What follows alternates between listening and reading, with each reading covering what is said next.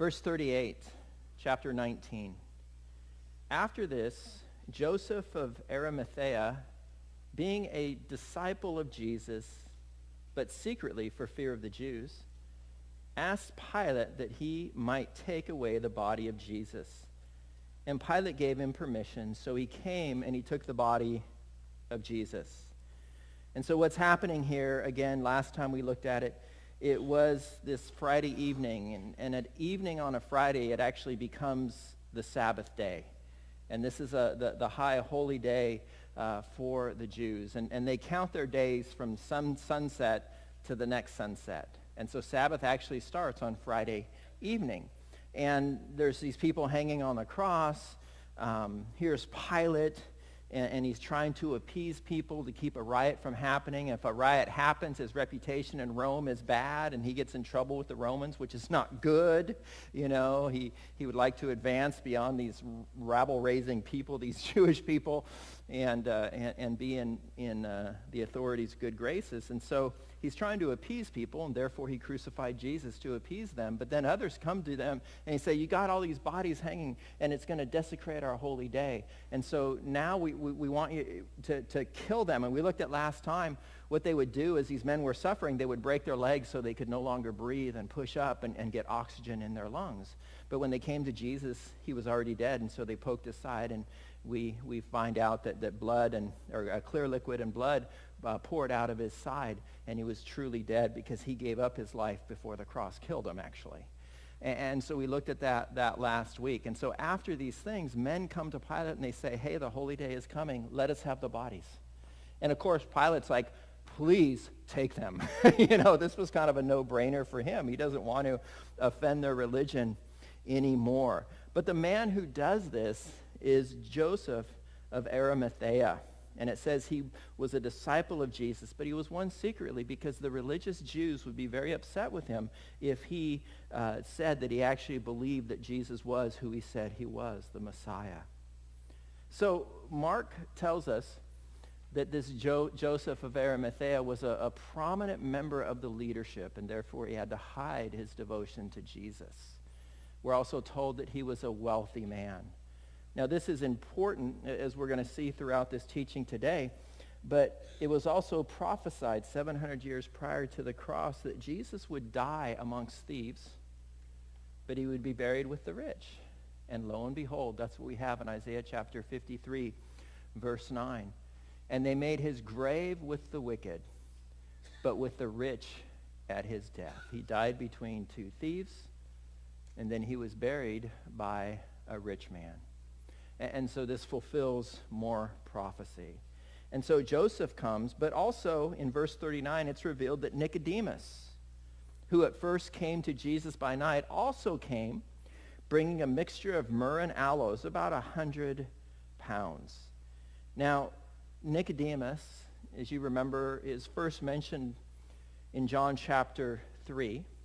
And he came to Jesus at night. He was inquisitive. He was confused. He was not yet a believer, but he was curious. And so he asked Jesus some questions.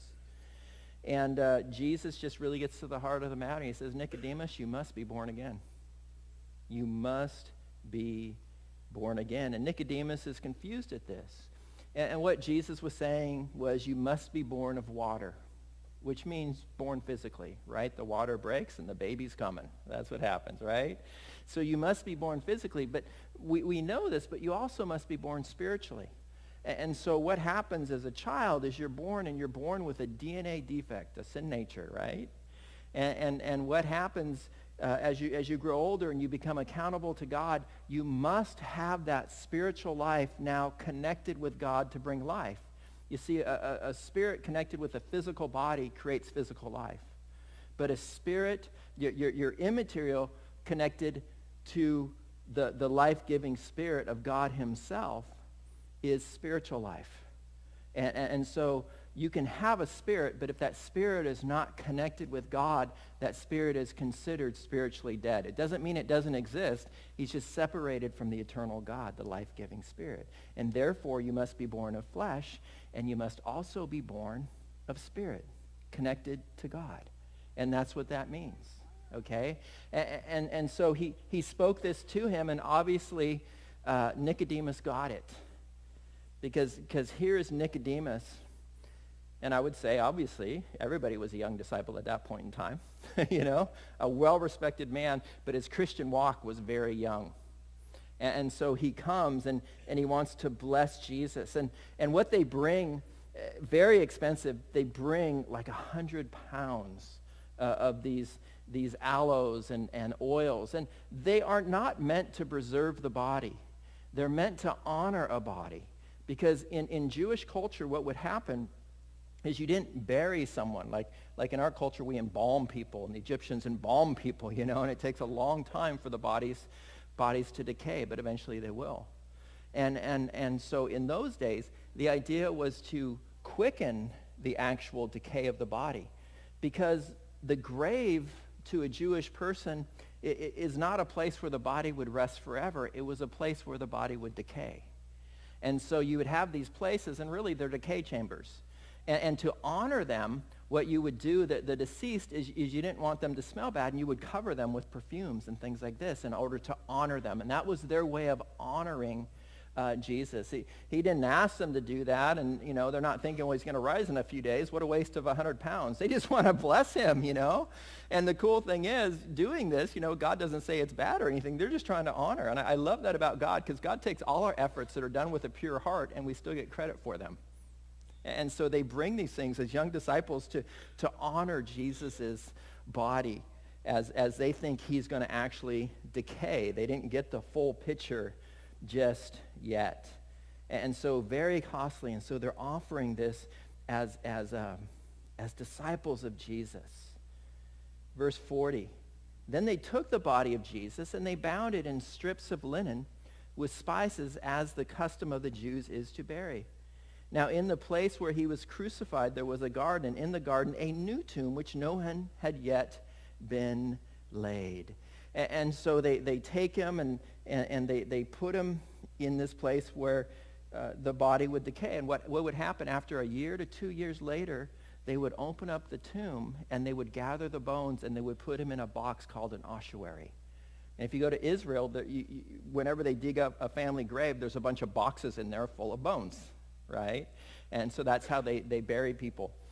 They buried people back then. And first of all, again, they bring these aloes to bless Jesus, but you also need to understand these guys are religious leaders. They are religious leaders. And something radical just happened. And I don't know if you caught it. But this is the Sabbath day. And you know what they're doing? They're grabbing a dead body. That's radical, because they're not going to be able to celebrate the Sabbath.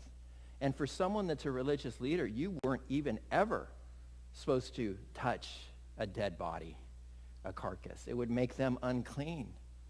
And they talk about whitewashed tombs. The idea behind a whitewashed tomb was when you had a lot of pilgrims going to a festival in Jerusalem, all over the countryside, people would paint all the tombs bright white so that if you walked over a tomb or you accidentally bumped into them, that was too close and you'd actually become unclean. And that's why they would whitewash the tombs, right? And so it was just like a kind of a warning or a beacon. And what do these young believers do? They leave a religious system where they didn't really know God in order to get intimate with God. You see what happens there? They had to leave all this religion and say, I care more about Jesus than I care about this stuff and these rituals. And it's hard, isn't it? Because many of you have left a very ritualistic system. And your family members are back there, and they follow this system, and your whole life is now changed and turned right side up, and you love Jesus and everything else, and they're saying, come back to this religious system. We liked you the way you were. And it's very hard, but could you imagine in a country that's based completely on that particular religion? How ostracized you would become. But I want you to know, and I really saw it this time through the book of John, that these guys take a radical step by becoming unclean for Jesus' sake. And man would judge them, but God the Father would not judge them, because out of love, they are willing to do anything to show any type of love for Jesus. And a lot of people will criticize them. Oh, they're doing it secretly. But I'm telling you, man, they're doing something radical, aren't they? They're doing something radical. They're leaving religion and they're entering into this relationship with God, and it actually has a change in who they are. They're willing to become ceremonially unclean by man's laws to love on Jesus. And it's a hard thing to do, right? They were willing to break the Sabbath. Now it's funny because a lot of people today would say, well, you got to follow the Sabbath. Got to follow the Sabbath. In all reality, you do follow the Sabbath if you're a believer. I think the most important of the 10 Commandments is honor the Sabbath day. And you're thinking, well, we're here on Sundays. Why are we meeting on Sunday instead of Saturday then, Pastor? Well, the reality is Sabbath represented entering into Jesus. And once you become a believer, you enter into your rest. You have entered into the Sabbath. You honor your Sabbath 7 days a week. You guys realize that? And so we used to meet in a Seventh-day Adventist church, and they thought that we had taken the mark of the beast by meeting on a Sunday. And the reality was they were willing to take our money as we rented their building. Now, the reality is some of them got it, and some of them didn't get it, and all. But some of them, actually, eventually we got kicked out of there because we were Sabbath breakers, But if you're a believer, it's impossible to break the Sabbath because you have entered into Jesus. And every day is holy. And so why don't you celebrate your Sabbath? I do. 7 days a week, 24/7, 365. And you guys need to understand, as hard as Mondays are for a lot of you, it's my day off. It's not a hard day, I love Mondays, But as hard as Tuesdays are my Mondays, right? But as hard as your Mondays are, your Mondays are just as holy as Sunday. And you do celebrate Saturday because if that's your day of chillaxing, what you do in your relaxation or your entertainment, you do it as unto the Lord. You're to do all things as unto the Lord all the time, right? And so you do fulfill the Sabbath day. And so these guys are setting that aside and saying, we're just going to love Jesus. Now, as we look at this, I want you guys to get an understanding, and we're going to talk about this fairly extensively. So here is the fortress of Antonia where Jesus, he had walked here, back here, over here. Now, finally, he gets his crossbeam, and he's marched outside of the city. This is the old wall right here. And so here's where the Church of the Holy Sepulchre sits. It's now in the ancient city today, but it's right there. And then here's what is known as Gordon's Calvary. Okay, so these are the two most likely places where Jesus was crucified, and I actually believe it's the northern spot, and we'll talk about that a little bit more in a minute. See, in those days, if you took a sin offering, it actually had to be given outside of the city. Okay. And so Jesus was taken outside of the city. So in both of those places, it matches. But one of the most important things for me as I look at it, and I've been to Israel a few times and talked to some guys that live there and do archaeology, is this is a topological map of the area of Jerusalem. And so, this is actually Mount Zion right here, but this is Mount Moriah. And understand, this is a ridge. So there's a few dips here and everything, but this is where the Temple Mount is. This is the city of David. And it just goes up like this, and it continues to go up. And this is one single ridge, even though there's a little bump right there. And you need to understand what has happened over time is when the Romans overtook the city, and over time they filled this valley full of stuff. So that valley really isn't there. The interesting thing is that valley was raised 40 feet up. And when you go to Israel, here's the western wall. See, this is the old Temple Mount. Here's the western wall. And you can actually go down under here, and the Jews have dug a tunnel all along this wall. And guess what they have found underneath along the base of the Temple Mount? Tons of artifacts. Why? They just threw everything over the side, and they made like a landfill there. And the cool thing is, if you go to Israel, you can walk through. It's called the Rabbi's Tunnel. and also you can walk and you take a tour through that. And every time I go there, it gets better because it's a current excavation. They're just finding more and more stuff there. But that valley's basically no longer there. Now, the funny thing is you walk under here. See, here's the Muslim quarter. They're not very happy about the Jews digging underneath their part of the city. But you actually walk underneath there. It's very cool. But this is a valley. And the thing is about the way that God does things is I wouldn't see Jesus fulfilling. Remember, Abraham came to Mount Moriah and was willing to sacrifice his son on this mountain. And so that is an Old Testament pointing to the fact that in the future God would actually sacrifice his son. Abraham didn't. But God would eventually actually sacrifice his son. That was a signpost to believe in Jesus. And so I couldn't imagine that God would actually allow Jesus to be sacrificed off of that mountain. See how that works? And so there's actually two separate mountains there. Now, one of the other interesting things is up here, there's a garden. We're going to talk about it in a moment. And they actually found a cistern below this area. And I'm thinking, this is not doctrine. It's just hypothetical. Okay, I'm saying that up front. But some people believe, and I would say this is just like God, right? This would be just like God if it actually happened this way. But by the time Jesus Christ died, the Ark of the Covenant had actually disappeared. Where was it? We don't know. Some say Ethiopia. Some say it was destroyed. Some say it was underneath the Temple Mount. Jeez, it could have been hidden in a cistern below where Jesus was actually crucified, and his blood from the cross actually could have dripped on the top of the Ark of the Covenant. Just a thought. But anyway, so it's just interesting to look at that. And so we do, when we go there, we visit both places. But I really do believe that the place where Jesus was crucified was actually north of the city. You see, there was a major road running down to Joppa, which is now Tel Aviv, and another road running up to Galilee. And it would always be along a major road that people were crucified because it was a warning.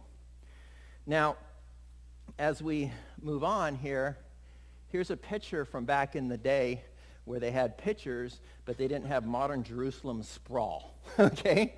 And so this is where Gordon's Calvary is.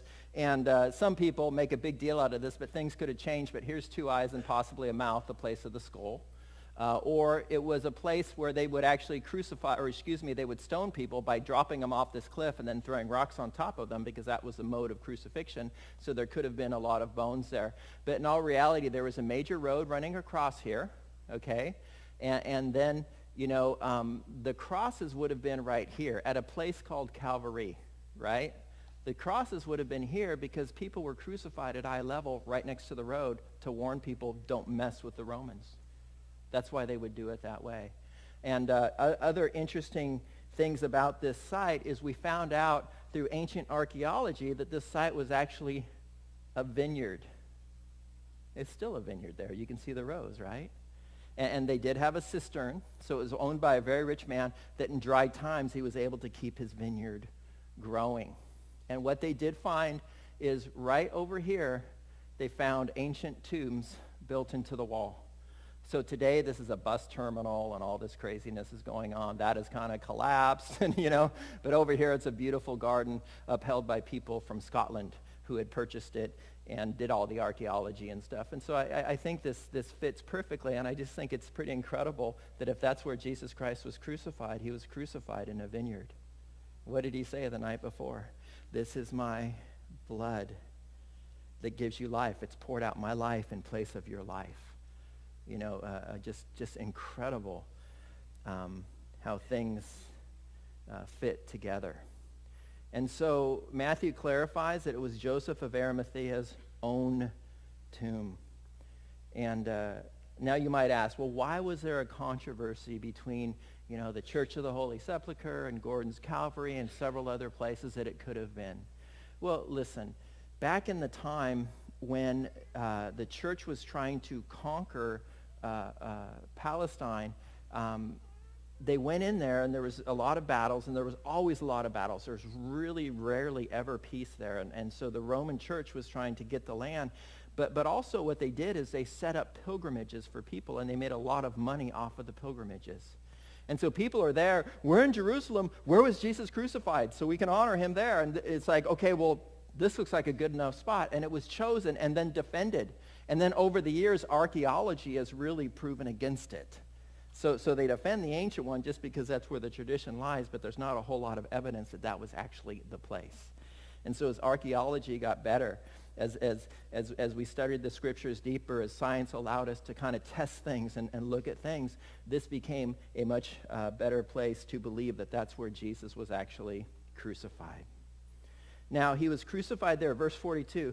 So there lay Jesus because of the Jews' preparation day, for the tomb was nearby.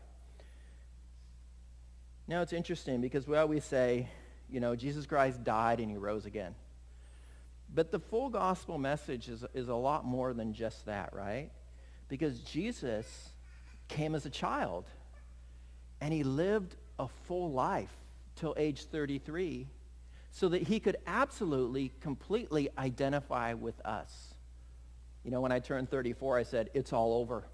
Because God created the universe, decided to die at 33, So if you're 34, I'm sorry, it's all downhill from here. No, it can get better in the Lord, But anyways, but he came. The incarnation is important, and we celebrate it, and we don't celebrate it on Jesus' actual birthday. We don't know when that was, most likely this spring, because you didn't have sheep out in the snow eating grass that wasn't there, and so... Yeah, there are, it's the winter solstice, so that's just a reality. But forget all that, because whether it's the winter solstice or not, it's still a day that the Lord created. Pagans don't own this time of year. And so, yeah, it's just how it played out. But we celebrate the coming of Jesus. It wasn't that night. It wasn't in the wintertime. It was most likely in the spring. So... But we celebrate it because we celebrate the fact that Jesus came and he lived 33 years without sinning so that he could be our perfect sacrifice. That's why. And that's part of the gospel message. He did live a perfect life so that when we get to heaven, we can claim his perfect life in place of our own. His record is spotless, and that record becomes our record. When I get to the front of the line, I'm like, oh, I did so good. I didn't do good. I just have Jesus' record. It's become mine. He gave it to me. Where's my record? It's gone, man. It died on the cross. The record of my wrongs in heaven, that library, yours probably has multiple branches. I only had one branch of a library with all my sin. No, just kidding. But that library, whether it's multiple branches or just one, is torched. The record of your wrongs, it was on a computer. It wasn't just scrubbed. It was destroyed. It's gone. And Jesus did that on the cross for me. But he had to live a perfect life in order to replace my life. He had to live a perfect life in order for his life to be placed instead of mine. And so his life. And then we saw the cross. We looked at the cross. But not only is the cross important, but it talks about the burial being important.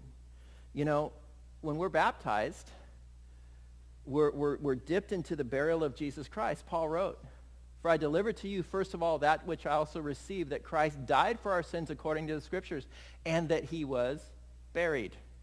He actually died, and he went into the earth. He disappeared for a time. He was dead, completely dead, not mostly dead. He was completely dead. And so it speaks of the finality and the completeness of his death. He was buried, and that he rose again the third day according to the Scriptures. He didn't just faint. And Paul talks about this process as it relates to us. When we're baptized and lowered into the water, we identify with Jesus' death and burial. Therefore, we were buried with him through baptism into death. That is, Christ was raised from the dead by the glory of the Father, even so we also should walk in newness of life. And I always wonder, why did God give us baptism? And it's interesting because he knows what we need, right? Because we understand once you believe your old man is dead and and Jesus Christ died and rose again, but he knows that we need to really know that and experience that. And so he gives us baptism, not to save us, but to tell us it's a reality. You go under the water. Now, I'm a fish. I have a t-shirt that says Aquaman, and I grew up swimming and surfing and playing water polo, and I still swim and I still surf, and I love the water. I'm better in the water than out of the water. If you want to fight me, I'll say, well, let's meet out over your head in the water, because that's the only place where I have any advantage in a fight, is because I just love the water. At the same time, being underwater is very uncomfortable. Okay? I've been surfing in Hawaii, and last time I was there, I got shoved down really deep, and I opened my eyes, and it was dark.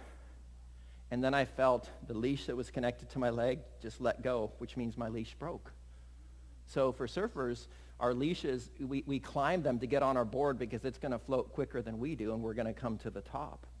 And when that pops, you're like, I can't swim. I just got to wait till my buoyancy brings me to the top, because when you're in turbulent water, you can swim downwards, and several times I've hit the bottom, right? And so it's like, oh, wrong way, obviously. But being underwater is very uncomfortable. And what happens when you go underwater? Silence, right? Like, everything's silent. And it's like all your senses are shut off, and you're completely isolated. And when you're baptized, it's just amazing that God gives us this, because the feeling is, even though someone's holding you, everybody's taking pictures, they're singing praise songs, the pastor's there in your face praying for you and everything else, and all of a sudden, you're alone. And God understands. I mean, even to the fact that we're baptized in water, which is one of the most isolated places that we can find on earth, is in water, right? And he says, you're going to physically go through this because I want you to really understand this concept. It's not just theology. The reality is, your old man dies with Jesus Christ. And it's something we don't often think about. That we are called to consider ourselves dead to sin and alive in Christ. This is what Paul also writes, Romans 6. Likewise, you also reckon yourselves. Now, in California, we have to define reckon. You guys all get it, right? So likewise, you also reckon yourselves to be dead indeed to sin, but alive to God in Christ Jesus our Lord. Therefore, do not let sin reign in your mortal body, that you should obey its lusts. And do not present your members as instruments of unrighteousness to sin, but present yourselves to God as being alive from the dead, and your members as being instruments of righteousness to God. Paul is saying, take it seriously. When Jesus says, if your right hand causes you to sin, cut it off. What's he saying? Take it seriously. We play games with our sin. We treat our sin nature kindly. Now, we'll speak badly about it. We know we're supposed to kill it. But, sometimes we just lock it up for a while and let it out, nurse it back to health, and we let it run our lives for a while instead of killing it, not feeding it, not nursing it, not just locking it up. But he says you're to reckon yourself dead to sin. Don't be sentimental about your sin. And guys, we're all guilty of it, right? The guys are talking and, I told my wife this, and you're acting all tough, but you're acting worldly. And you're taking your old man and you're bragging about not cherishing your wife, like Jesus says. Right? Jerk. But I've done it. I've been a jerk. Right? And it's like, and we, it's just hard. And then women, I told my husband, and you're sitting there bragging about disrespecting your husband or not submitting to his leadership in the home. And we think it's funny. And so for me, I look at my life and I think, man, what a knucklehead. I've got to really allow this stuff to die. And it doesn't mean that I can't be full of joy and laughter. Jesus did it.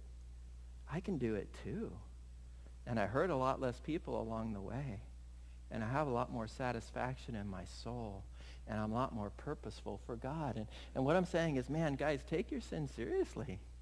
Don't just laugh at it and think it's cool. Because that's the old man. Kill it, Don't be kind to that sin. Why? Do not be deceived. God is not mocked. For whatever a man sows, that he will also reap. For if he sows to his flesh, he will of the flesh reap corruption, but he who sows to the Spirit will of the Spirit reap everlasting life. Awesome stuff. So how do you do that? How do you get rid of this old man and treat him to death, right? Eskimos, there are two dogs fighting inside of you. the dog you feed is the one that wins. That's a pretty simple way, understandable way to understand how we're supposed to walk in this life, right? If you walk all fleshly and then you're frustrated at yourself because your walk with God is not very good, duh. We feed the flesh, and again, every so often I go home and the TV's turned around in the corner like it's on restriction, and my wife's like going, no, I will not let you rule my life, and she's putting that dog out of her life, she's killing it. Or whatever it might be in our lives, we need to put to death the flesh. And so the question is, are you feeding the flesh or are you feeding the Spirit? We need to learn to starve the flesh and consider it dead, reckon ourselves dead to sin. Now we come to chapter 20. It says, now the first day of the week, again Sunday, Mary Magdalene went to the tomb early while it was still dark and saw that the stone had been taken away from the tomb. And so Jesus rose from the dead on a Sunday. Again, that's why we meet on Sundays traditionally, but it doesn't mean we're not enjoying the Sabbath every day. And so she shows up, and she shows up with a group of ladies. You got Mary Magdalene and several other Marys, all these ladies named Mary. You think they were Mexican or something, Wow, I know, so horrible. But no, listen, I knew a family that had 7 daughters. They had 7 daughters, and every single daughter was named Maria. And they all went by their second names, and all. So, but anyways, a lot of Marys in that day. And it's okay. I mean, honoring Mary. Mary was the mother of Jesus. I understand that. But you had all these Marys. You had Mary Magdalene and all these rumors going around about her.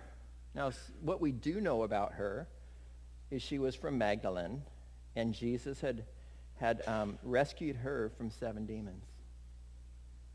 And being from Magdalene, the assumption is she might have been a prostitute before Jesus came along, which is a pretty good assumption. If you go to Israel, you go to Capernaum, and where Jesus did a lot of his ministry, and where James and John and Andrew and Peter were fishermen out of there, and you find all these archaeological evidence that this was a fishing village. You go to Magdalene, which is right near there, and there's not a fishing village. And what you have is you have a Romans road coming right up beside it, north to south. All the commerce going to Africa and Egypt, into the north, into Rome, into Europe, and also into Asia would pass right by here. You know what Magdalene was? It was a truck stop. And so the assumption is girls that were unable to take care of themselves might end up there being prostitutes for the Gentiles that actually would travel through that area. And so that's a decent assumption. But I want you to know, she shows up at the cross, and she has this radical devotion to Jesus. They're not having an affair like people assume, because there's no place in the scriptures that it says that. But what it is he who has been forgiven much loves much. Right?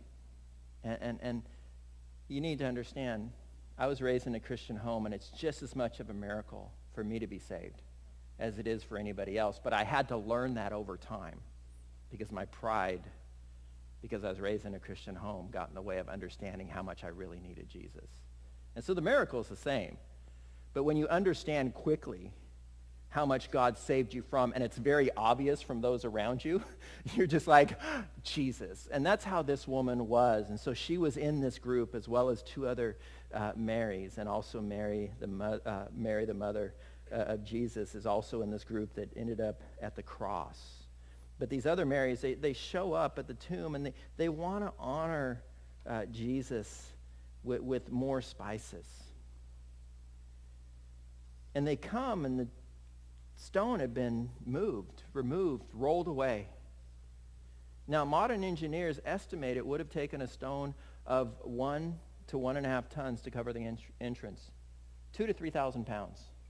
And they do this by uncovering a lot of tombs through archaeology in that day. And what they would do is they would find out how high the door was, and they would see how wide the track was that the stone that would be rolled into place would actually be. And the stone had several purposes. One, to keep animals out. Well, animals aren't going to be able to move a huge stone like that, but robbers would. And very often you'd honor the people that were decaying in these tombs with gifts, and robbers would often come in there and rob the place. And so you would use a heavy rock in rich people's tombs, not poor people's tombs. They wouldn't do that. But in rich people's tombs to keep the robbers out. Makes a lot of sense, doesn't it? A lot of times you got to just ask yourself and think about why would they do this? And so in that garden area where I showed you a picture of, they actually have this track.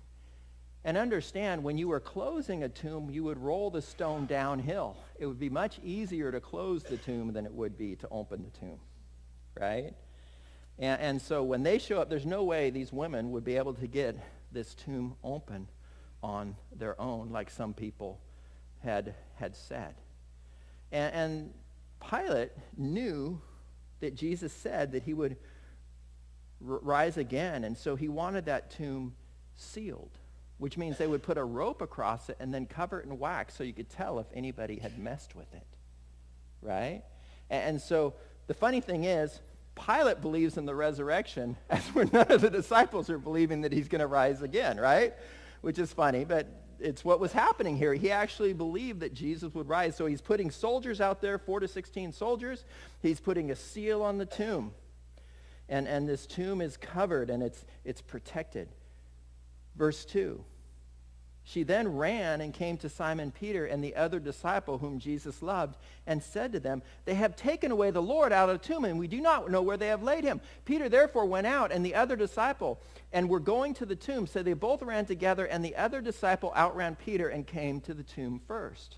Now these were young men, probably in their early 20s, and I just love the fact that for whatever reason, John had to make sure that everybody throughout all history, for all of eternity, would know that he beat Peter to the tomb. Verse 5, and then he, stooping down and looking in, saw the linen clothes lying there, yet he did not go in. Then Simon Peter came along, huffing and puffing and totally out of shape, the fat guy. No, just kidding. Then Simon Peter came following him and went into the tomb and saw the linen cloths lying there, and the handkerchief that had been around his head, not lying with the linen cloths, but folded together in a place by itself. And so it says that John looked in, he glanced in. The word saw there is different than when Peter came in, actually went inside the tomb and saw. When it says that Peter went in, it says he saw, he investigated, he looked at the cloths lying there. And so he inspected it. And he noticed that there were 2 sets of cloths in the tomb. And so you would have a cloth wrapping the head, and then you would have a cloth wrapping the body traditionally.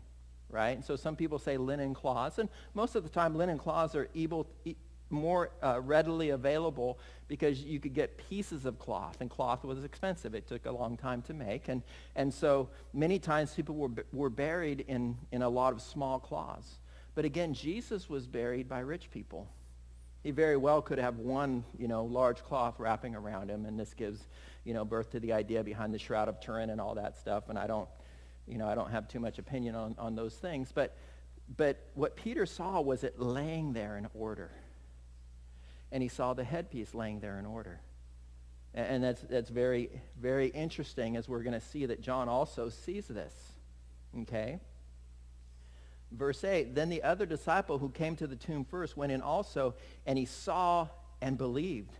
For as yet they did not know the scripture, he must rise again from the dead. He's been telling them.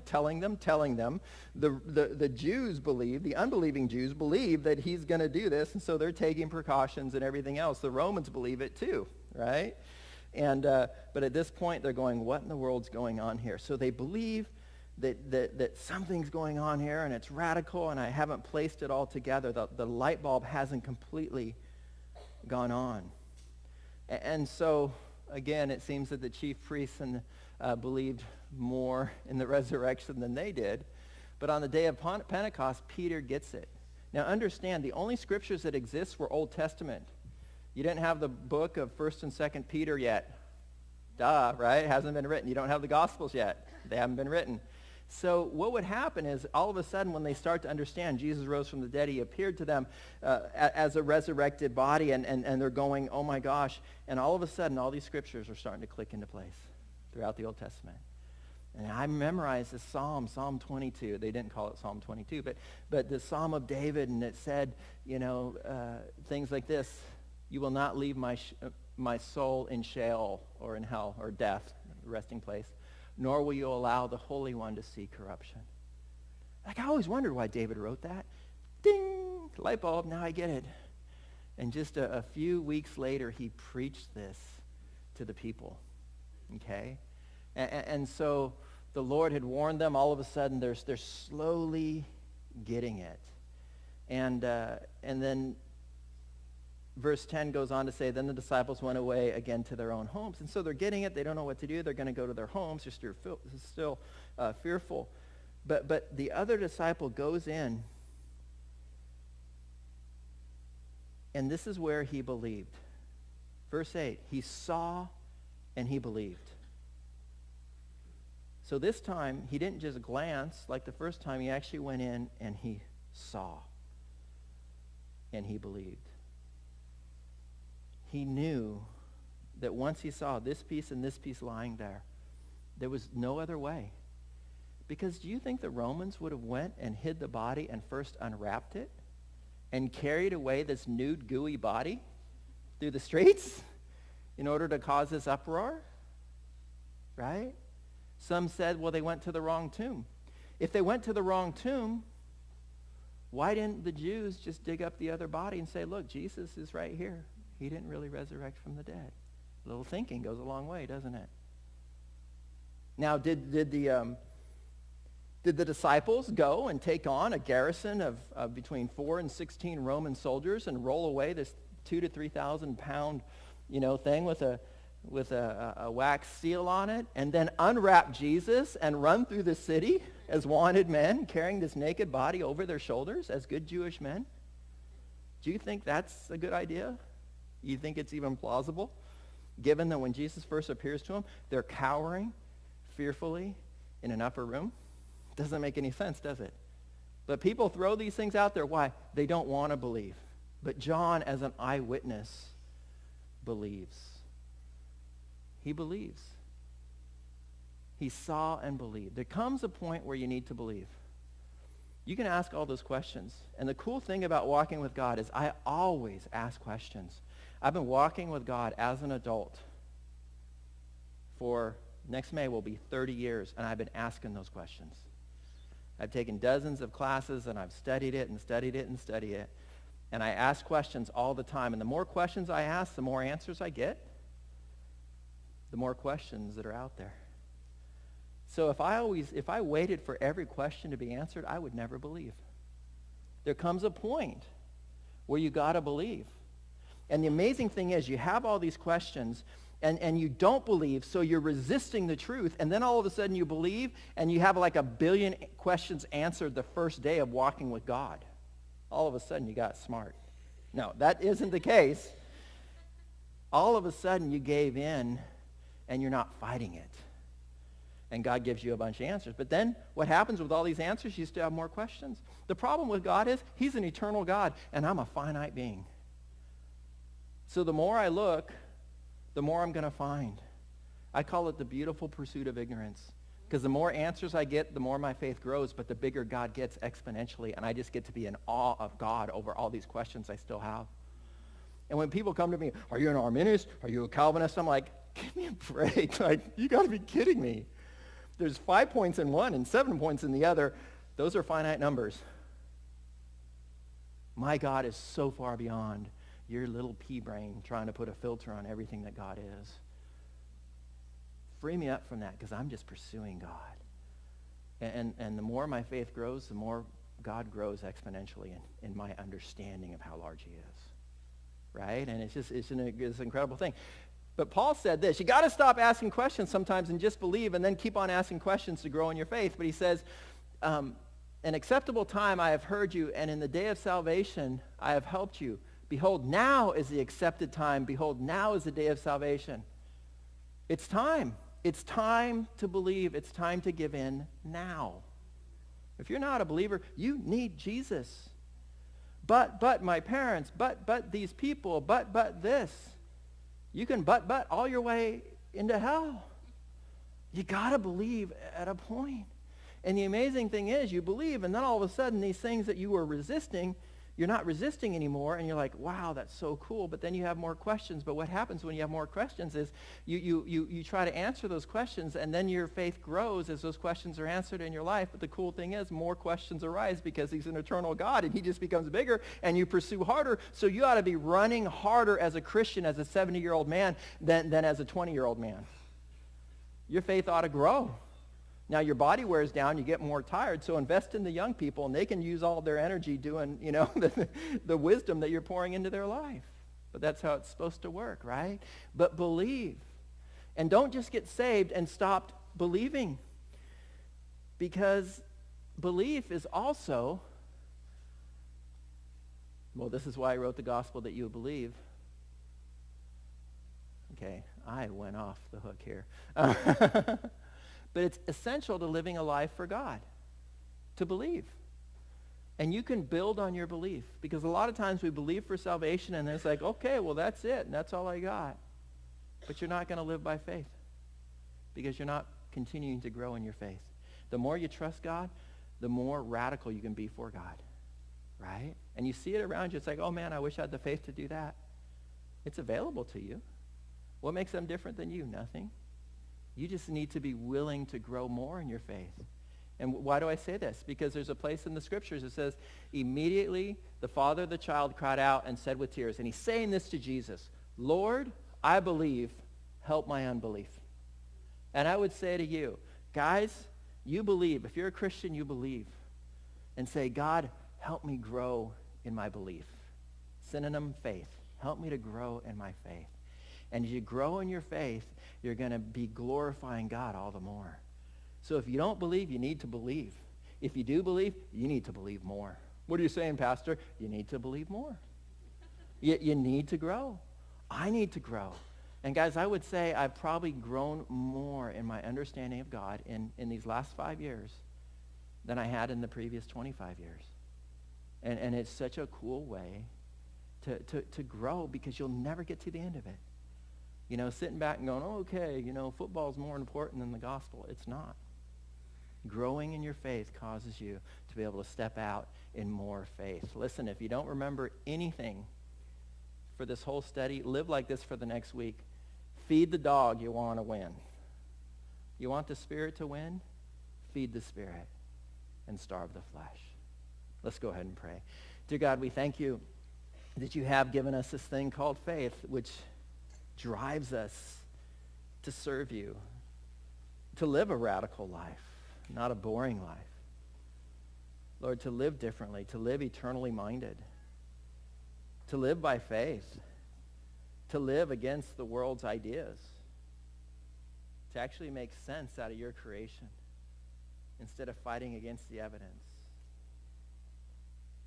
to believe that you designed all things, to believe there's purpose in everything instead of absolute uselessness in everything, Lord. That we believe that you created us for a purpose, for fellowship with you, for purposes beyond our understanding, that you can hint at but we can't even grasp for, but you tell us they're glorious. Lord, may we live for that. Lord, around us we see just the errors of sin and worldliness and where they lead people to hatred, to foolishness, to self-destruction, to misery, to suicide, just to craziness, God. So why are we attracted to it? Well, we just confess we have fed the dog we don't want to win. And just help us to starve the flesh and to feed the Spirit, as it were, God. Draw us near and help us to grow. Help us to believe, especially during this season, God. May you be glorified in our lives, we pray. In Jesus' name. Amen. All right.